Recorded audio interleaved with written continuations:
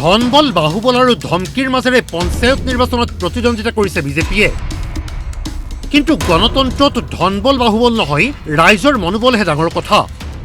মৰাণৰ কচুমাৰীত পঞ্চায়ত নিৰ্বাচনৰ প্ৰচাৰত অংশ লৈ মুখ্যমন্ত্ৰী হিমন্ত বিশ্ব শৰ্মা আৰু বিজেপি চৰকাৰৰ বিৰুদ্ধে আক্ৰমণাত্মক হৈ পৰিল প্ৰদেশ কংগ্ৰেছৰ সভাপতি ভূপেন বৰা।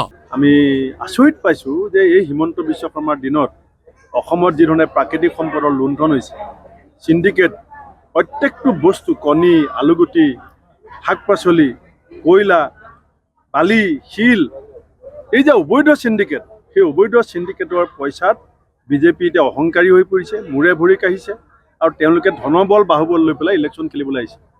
যদি ইমানেই অসমৰ মানুহে কাম কৰিছে, অসমৰ মানুহৰ কাৰণে যদি তেওঁলোকে কাম কৰিছে, এতিয়া তেওঁলোকে ইমান থৰকাচতি কিয় হেৰুৱাইছে? ইমানেই যদি ৰাইজ তেওঁলোকৰ লগত আছে, তেওঁলোকে ইমান ভয় ভীতি, বাহুবল, ধনবল আৰু প্ৰলোভনৰ ৰাজনীতি কিয় কৰিছে? কংগ্ৰেছৰ দিনত দাম বাঢ়োতে ডিঙিত আলু পিঁয়াজৰ মালা পিন্ধা বিজেপি নেতৃত্ব এতিয়া নিমাত কিয়? পৰিৱৰ্তনৰ নামত আজি পদূলিয়ে পদূলিয়ে মদৰ দোকান খুলি দিয়া হৈছে। মদৰ টেক্স আৰু ঋণ নহলে হিমন্ত বিশ্বই চৰকাৰ চলাব নোৱাৰে বুলিও মন্তব্য কৰে ভূপেন বৰাই। পৰিৱৰ্তন হৈছে নতুন মদৰ দোকান। এতিয়া এই হিমন্ত বিশ্ব শৰ্মা চৰকাৰে আমাৰ চৰকাৰ চলাবৰ কাৰণে ধাৰ আৰু মদ, এই দুটাই হৈছে তেওঁলোকৰ ৰাস্তা। এতিয়া মদ বেচিলে 35% GST পায়। জাতি বিকলাংগ হৈ যাওক, কিন্তু তেওঁ হেলিকপ্টাৰ উৰাবলৈ পইচা লাগিব, গতিকে অসমীয়া ল'ৰাই মদ খাবই লাগিব। অসমত এতিয়া এটা পৰিয়ালহে ধনী হৈছে। চাহ বাগিচা, টিভি, বাতৰি কাকত প্ৰতিষ্ঠান বিক্ৰী কৰিব বুলি গম পালে পৰিয়ালটোৱে কিনিবলৈ ৰৈ থাকে। কিন্তু ইমান টকা ক'ত পায় বুলিও প্ৰশ্ন ভূপেন বৰাৰ।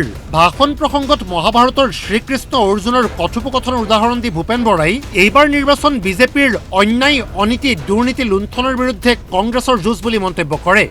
অৰ্জুনে মাজতে গান্ধীখন থৈ দিছিলে। কৃষ্ণ কৈছিল যে সখা কৃষ্ণ, মই যুদ্ধ নকৰো। ভগৱান কৃষ্ণ আচৰিত হ'ল যে কিয় যুদ্ধ নকৰিবা, যুদ্ধৰ মাজত গান্ধীক কিয় থৈছা?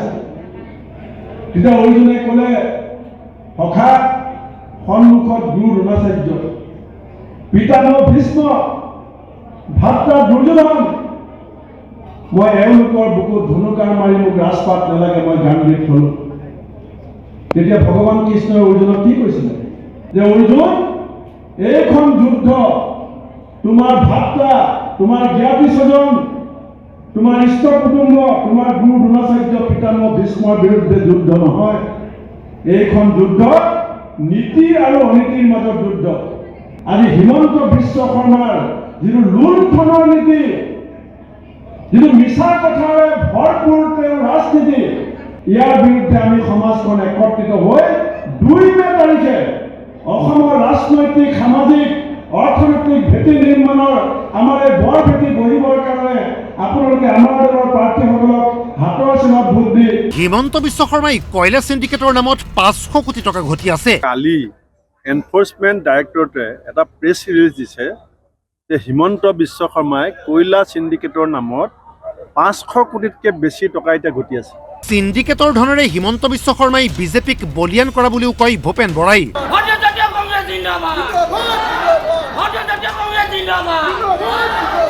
মৰাণৰ পৰা কেমেৰা পাৰ্চন মন্টুৰ সহযোগত তপব্ৰত গগৈ, DY365।